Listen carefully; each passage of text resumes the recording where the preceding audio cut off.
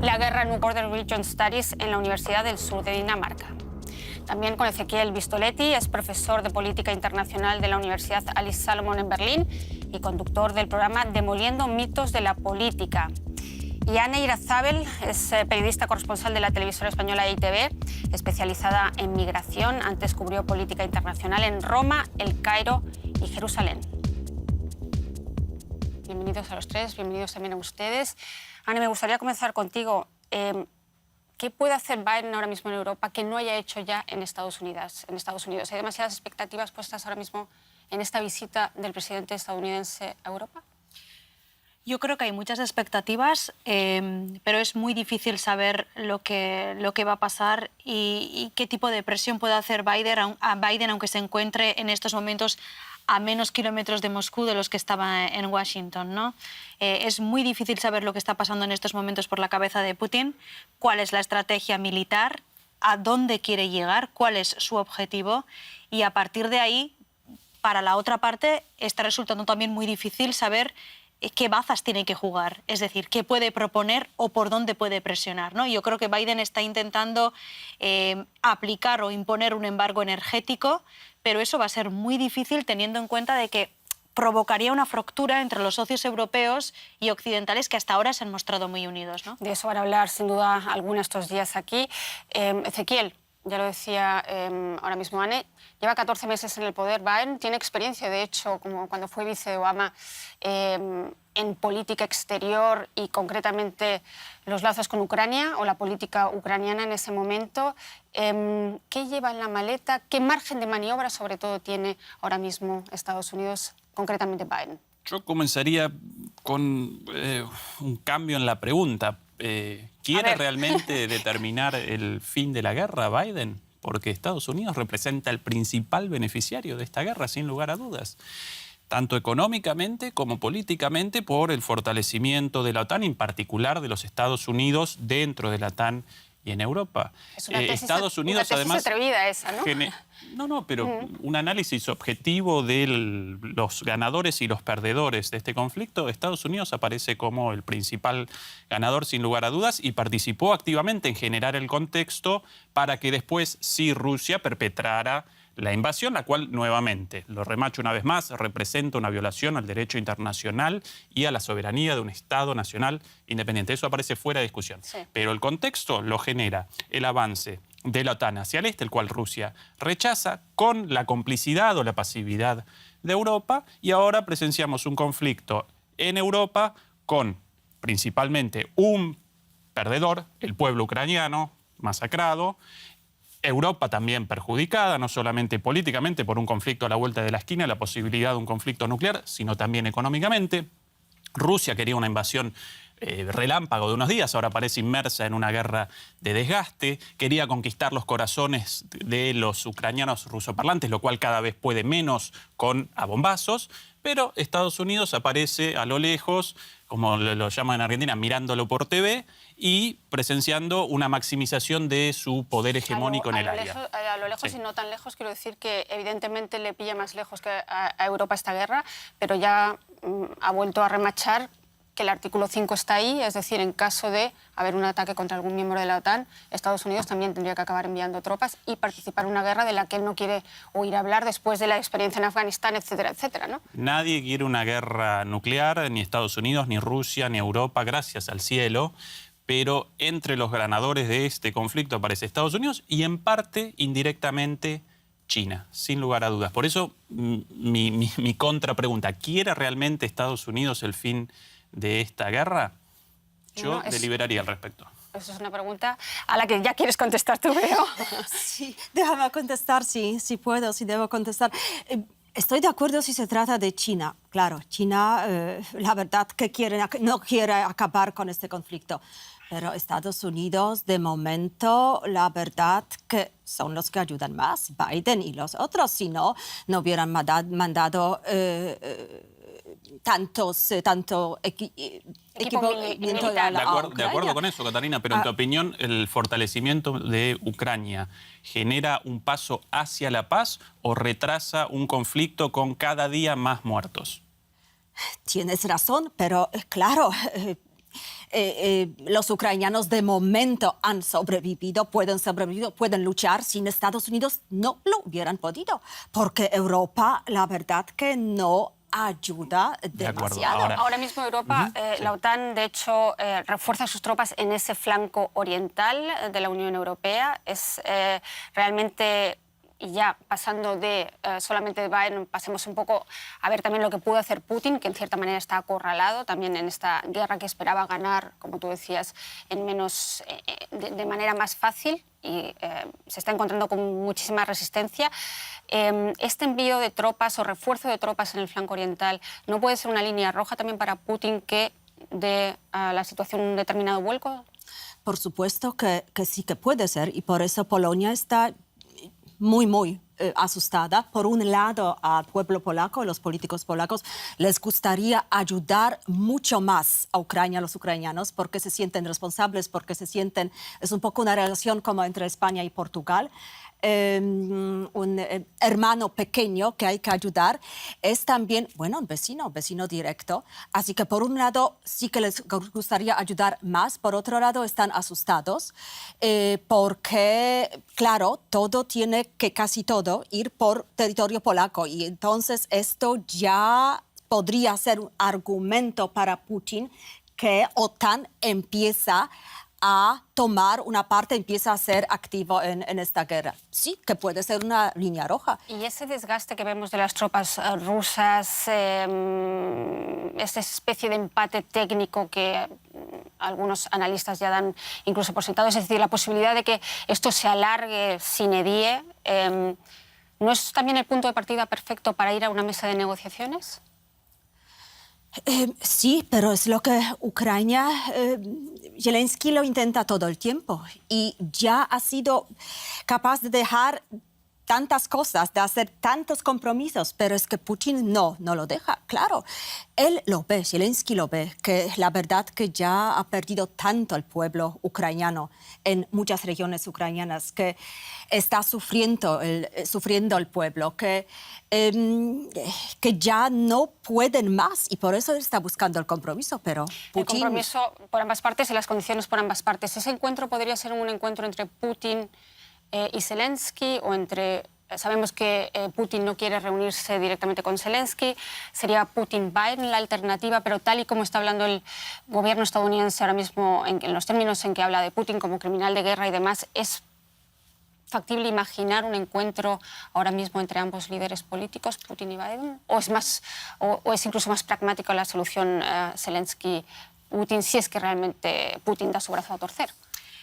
Yo creo que aquí cada uno está jugando su baza. Antes hablábamos del factor tiempo. Yo no sé si la idea de que la guerra se alargue es positivo para Ucrania o para Rusia. Porque puede ser que el hecho de que se cronifique este conflicto al final sea positivo para Rusia, ¿no?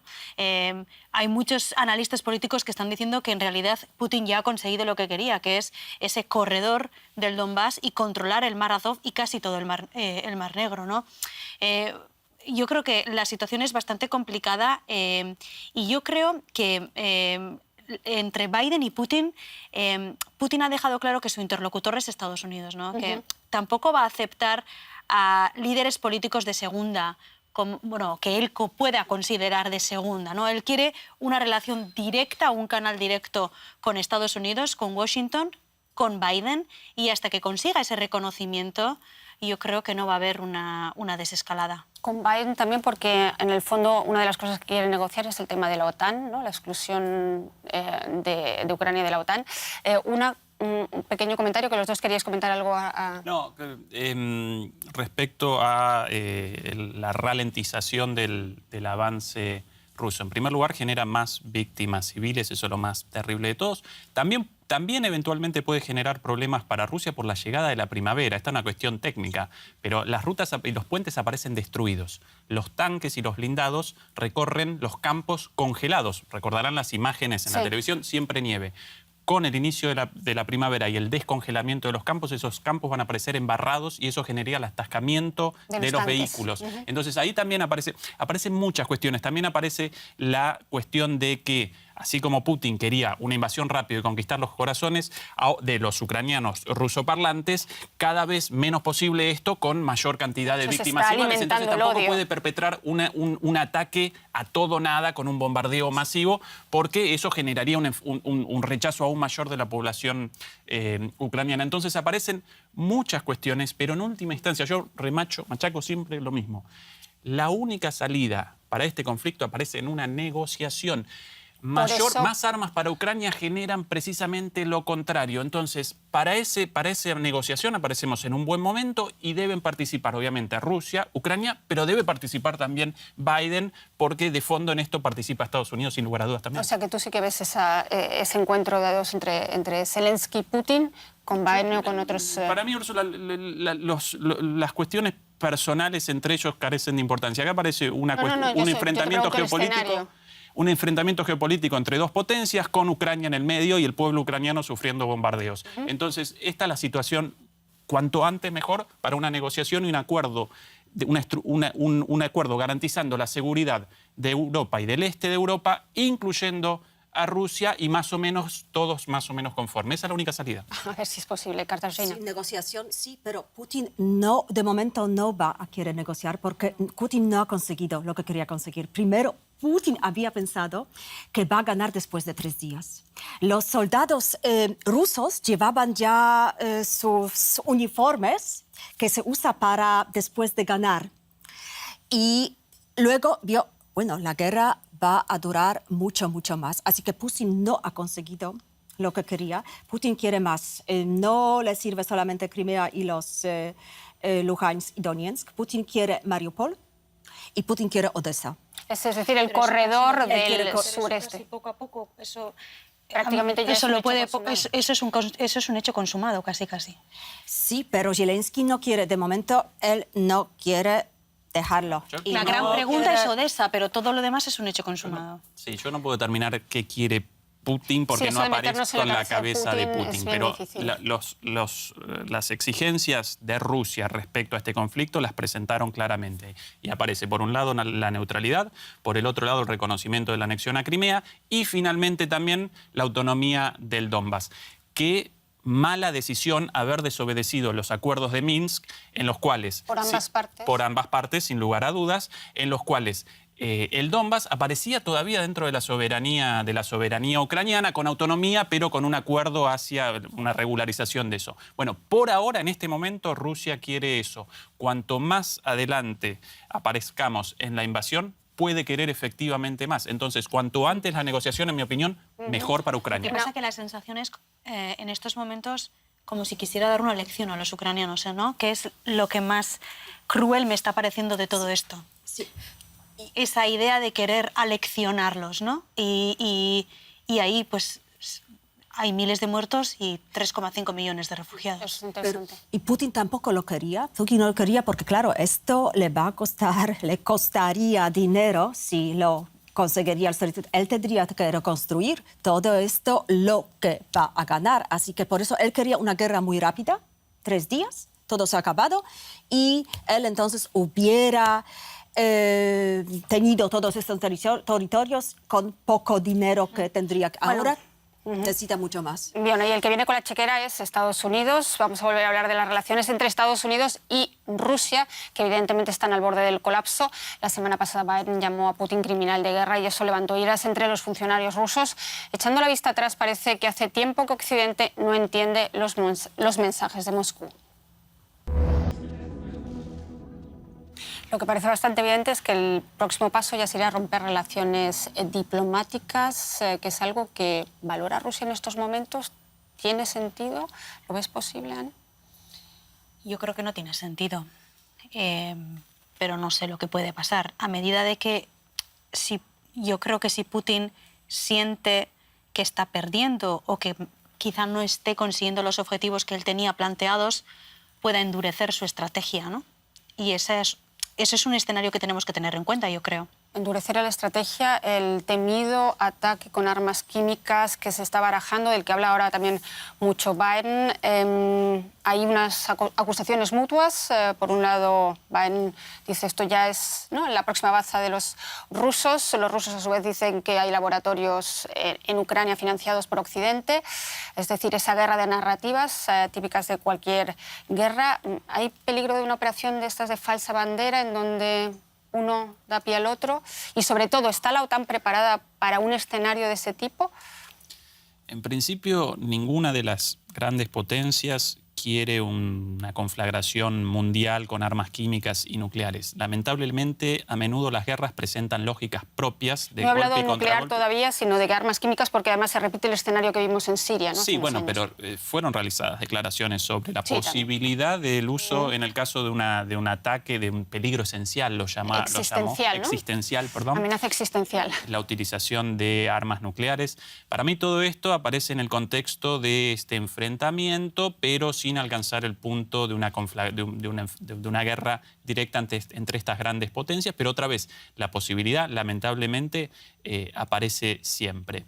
Pero hay líneas rojas, mi pregunta es, ¿hay líneas rojas? Quiero decir, sabemos también por el pasado que en Siria, cuando se marcaron líneas rojas, luego rápidamente se olvidaron esas líneas rojas. Obama con el tema de las armas químicas, vuelvo al tema de las armas químicas, y luego evidentemente no respetó esas líneas rojas. ¿Han aprendido la lección y ahora no marcan líneas rojas?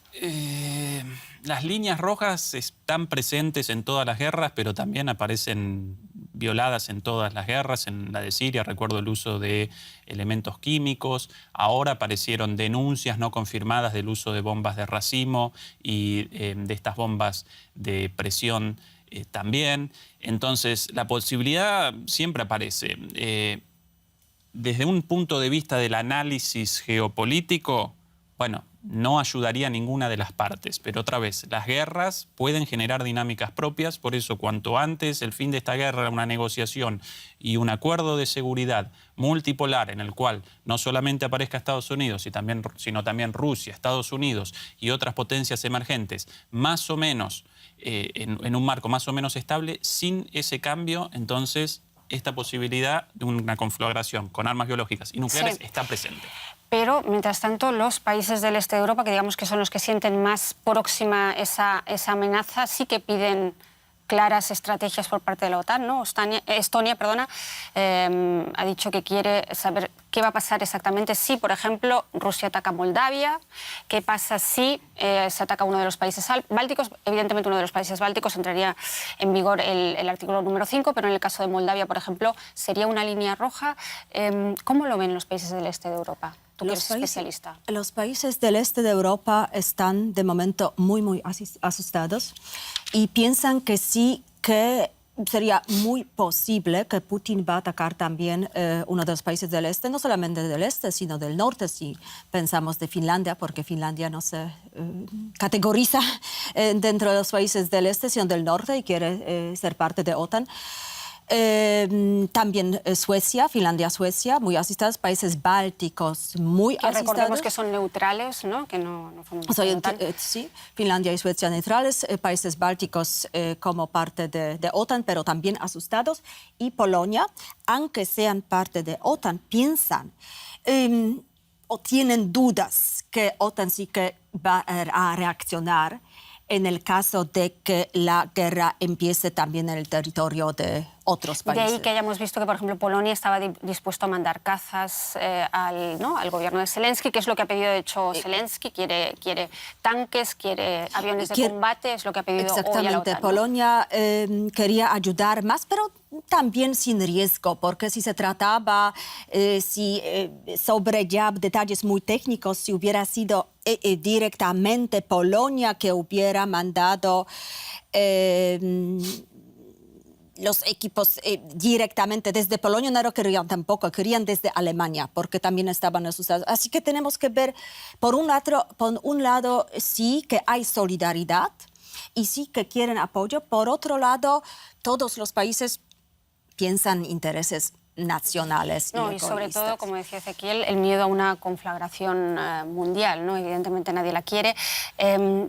Así que para rebajar riesgos está el tema de las sanciones. Stoltenberg, el el jefe de la OTAN decía, estamos determinados a seguir imponiendo costes a Rusia para que ponga fin a esta guerra. Es decir, parece que la vía de las sanciones económicas, que ahora se ha ampliado a más empresas rusas, a más oligarcas rusos, a miembros de la Duma, parece ser el único camino ahora mismo posible para presionar a Putin a la mesa de negociaciones, por ejemplo.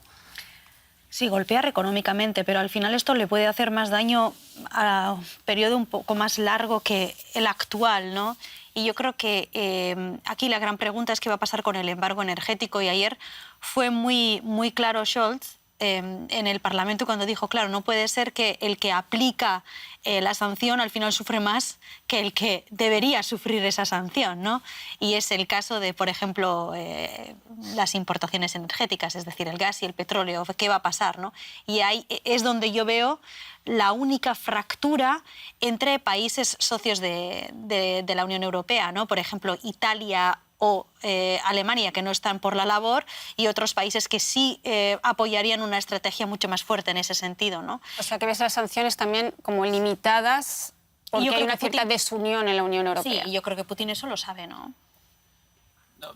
Rusia, para mí las sanciones, naturalmente, frente a la posibilidad de una intervención militar, acompaño las sanciones como forma de rechazo a la invasión de Rusia. Ahora, en muchos casos representan un tiro en el pie para los sancionadores. ¿Qué generaron las sanciones hasta ahora en el desarrollo del conflicto? Ningún cambio profundo. ¿Qué generaron en la economía global? Básicamente el aumento, la disparada tremenda de los precios de la energía, el precio de los granos y el precio de los metales.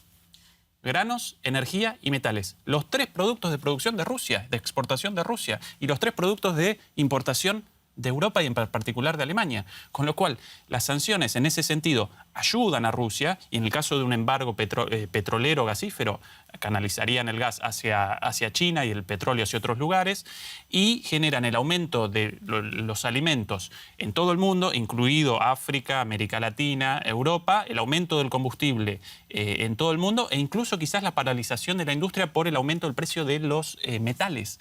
Entonces, las sanciones muy bien, pero no van a generar cambios. Además, Rusia parece preparada para esto porque generó reservas internacionales, generó un sistema de pagos.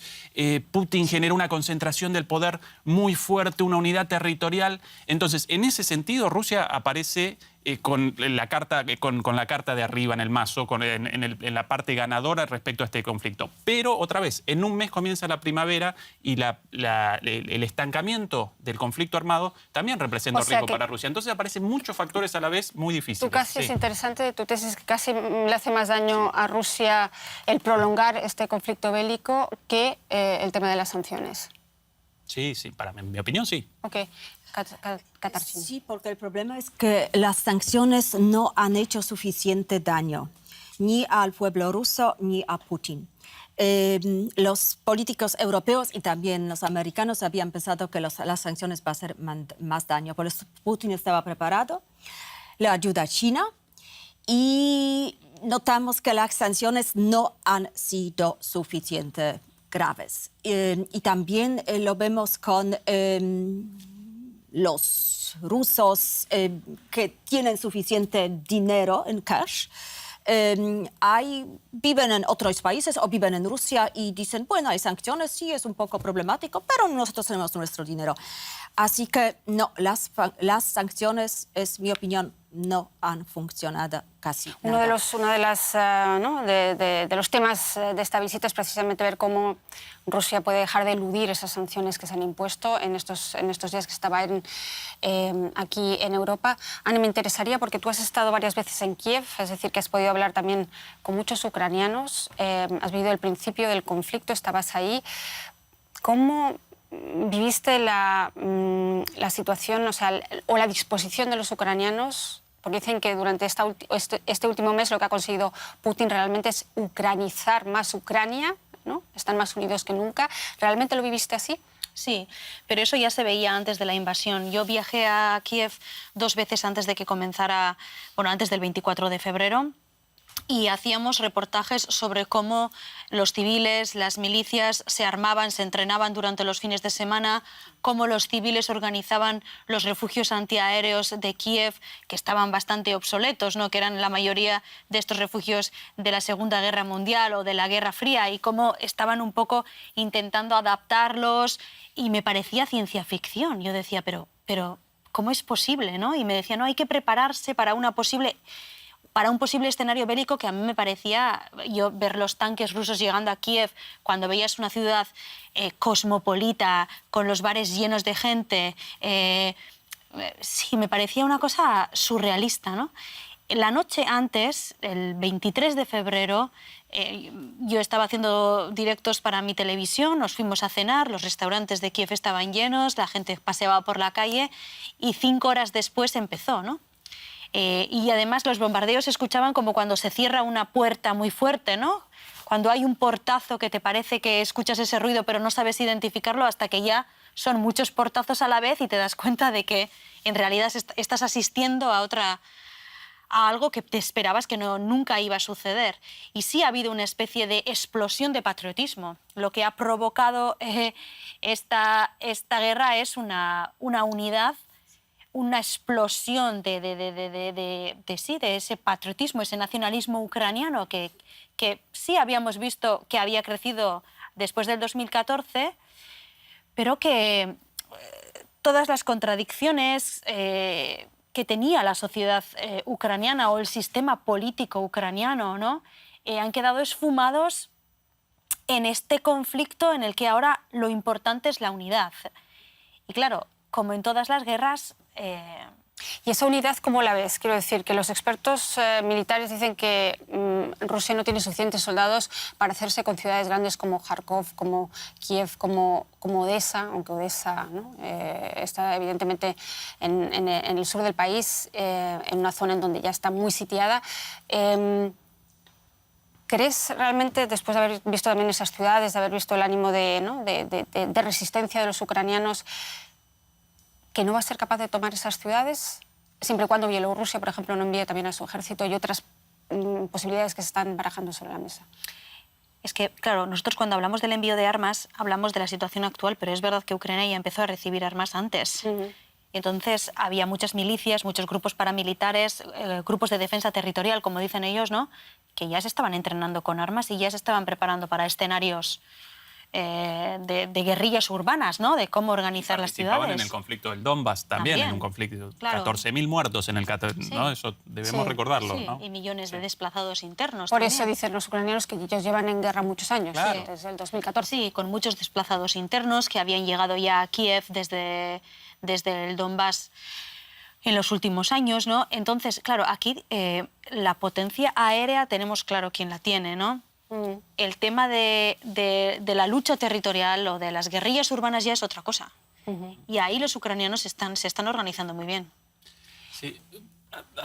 Respecto a la posición de Estados Unidos y por qué yo carezco de esperanza en que Biden vaya a coadyuvar o a ayudar a un acuerdo, a diferencia de Europa, en donde tanto Macron como Scholz sí podrían participar activamente en la generación de un acuerdo entre todas estas partes. A partir de 2018, Estados Unidos determina un cambio en su geopolítica. Después de casi 20 años de lucha antiterrorista, desde 2001 en adelante, su ejército, sus fuerzas armadas aparecen, sí, en el primer lugar, pero ya mucho más cerca de China y de Rusia, ¿sí? Entonces, determinan que a partir de ahí van a abandonar paulatinamente los conflictos ligados al terrorismo islámico, todos desastrosos para Estados Unidos. Recordemos Irak con una guerra civil, recordemos Siria, recordemos Libia, etcétera, etcétera, y van a comenzar una política de robustecimiento de sus Fuerzas Armadas frente a las nuevas potencias emergentes. China,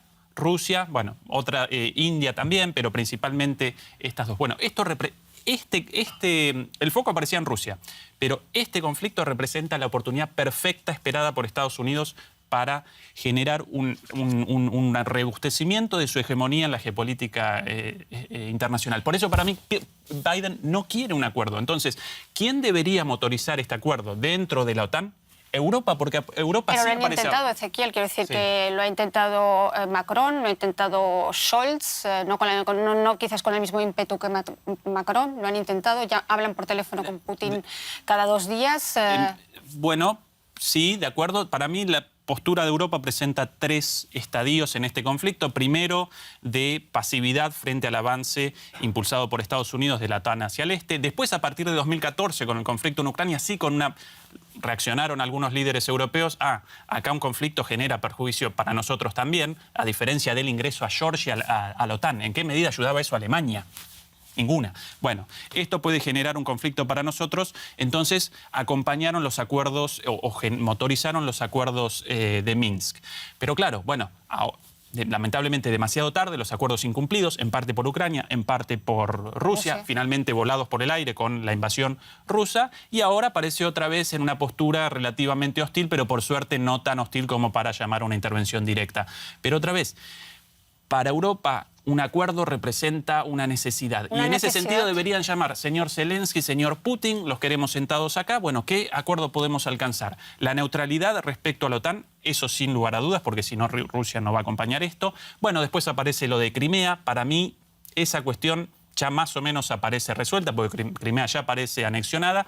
Bueno, entonces el Donbass, ahí la cuestión. ¿Qué solución posible para la cuestión del Donbass? Ojalá pudiéramos retroceder a los acuerdos de Minsk. Creo que eso ya casi parece un tema difícil y anecdótico a la luz de todo lo que está ocurriendo. Es decir, solamente el Donbass. Bueno, cuanto más, pero por eso es mi punto, cuanto más adelante el avance ruso, lo están intentando, entre otras cosas, Ezequiel, evidentemente la subida de los precios de los hidrocarburos es algo que presiona a Europa para a su vez presionar a Putin y a Biden para que se sienten a negociar, o Zelensky en este caso, porque la invasión rusa de Ucrania ha disparado los precios del gas y Rusia suministra casi el 40% del gas que consume la Unión Europea. Ahora los 27 intentan independizarse de las importaciones rusas y para ello, muchos de sus principios también de política pacifista, viajando a estados a mendigar, por así decirlo, hidrocarburos. ¿Dirías que es una forma de hacer realpolitik vía express? Es que yo creo que es como si se hubieran esfumado décadas y décadas de política, de estrategia económica y política alemana. Es como si todo hubiera dado un giro de 180 grados, como si la era Merkel hubiera desaparecido de un bandazo y hubiera que empezar de cero. Y en ese empezar de cero, pues al final todos se tienen que adaptar al nuevo contexto, ¿no? No solo eso, bueno, ellos han negado por activa y por pasiva que sigan abiertas las 3 centrales nucleares que todavía están activas en Alemania, pero es que es verdad que toda la apuesta de transición energética que se había puesto en marcha en la era Merkel, como el gas, como una energía de transición, hasta llegar, digamos, a las energías renovables, ha caído por los aires. Y hay que buscar alternativas. ¿Irías tan lejos como para decir que los 16 años de Merkel y esa política de apaciguamiento, de economía por un lado, política por otro, es un fracaso? No sé si es un fracaso. Funcionaba en aquel momento, no funciona ahora. Y se ha ido, y no sé si es una coincidencia que todo esto haya pasado cuando se ha ido. ¿Qué dices al respecto? Tienes razón, y es una dependencia de Rusia lo que ha desarrollado Alemania y Merkel que no se puede creer, no se puede creer uno, que ahora están buscando muy rápidamente alternativas, pero claro, tan rápidamente sin plan no se puede encontrar. Pero Alemania, en comparación con otros estados en Europa del Este y Oeste, la verdad que tiene una dependencia la más grande, que es un desastre.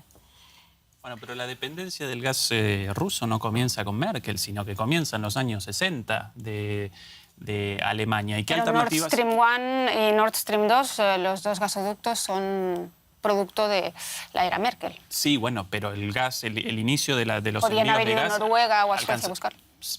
Hoy día, ¿qué alternativa aparece? El gas licuado de Estados Unidos, mucho más caro, y en este momento las plantas procesadoras del gas licuado para la gasificación aparecen a máxima capacidad. Esto recuerda un poquito esto de la búsqueda de socios en Arabia Saudita, o incluso ahora Estados Unidos llama a Maduro un business partner, ¿no? Recuerda un poquito al principio ese del cómico estadounidense, esa frase del cómico estadounidense Groucho Marx, ¿no? Señores, estos son mis principios y si no les gustan, tengo otros. Bueno, ¿para qué nos ayuda todo esto? Para poder realizar un análisis más allá de las personas y un análisis basado en los intereses de las partes. Para Europa, el gas ruso representa, en términos económicos, el más conveniente, ¿sí? Pero para eso debe generar un acuerdo de seguridad con Rusia en el cual no aparezcan este tipo de situaciones, ¿sí? El problema no aparece en la dependencia de Rusia, sino en el conflicto con Rusia, ¿sí? Y Biden va a presionar probablemente a Europa, se reúne con von der Leyen, la presidenta de la Comisión Europea, precisamente presionando a Europa para que cierre el grifo del gas, para que deje de importar hidrocarburos y gas por parte de Rusia. Pero, ya lo comentabas antes, ¿no? Es difícil que Europa acceda a cerrar el grifo del gas porque no tiene tan rápido otras reservas de las que tirar. Por lo menos no este invierno o de cara al próximo invierno. Claro, depende quién. España sí, porque importa gas desde Argelia. Sí. Alemania no. Quiero decir que al final todo el calendario que estableció Merkel después del desastre de Fukushima, el cierre paulatino de las centrales nucleares, la importación de gas como energía de transición y la llegada a las energías renovables, a un 80% de energías renovables, el fin de la era del carbón, todo ese calendario que se estableció hace 10 años, como hemos dicho, ha caído por los aires. Entonces,